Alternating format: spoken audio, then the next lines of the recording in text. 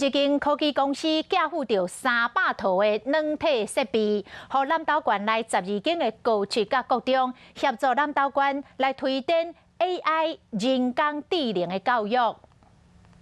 透过关键仪式，由南投县政府代表接受，同时感谢业者缴付价值超过1亿的软体设备，这才提供予12间学校使用。一套设备就要40几万，真的非常有爱心，甚至于对小朋友的期待非常高哈。科技公司的董事长柯志清表示，讲 AI 是进入所谓时代基础教育，希望透过学校的教育，让学生了解 AI 智慧工具，并且将这个智慧甲经验传承落去。所以我是希望今天见证，只是我们的开始，一起来推动，让我们的 AI 教育扎根。目前南投县已经成立4间科技中心，县政府日后将会继续推动相关科技的课程，尤其是即马加入 AI 软体资源，对着人才培育有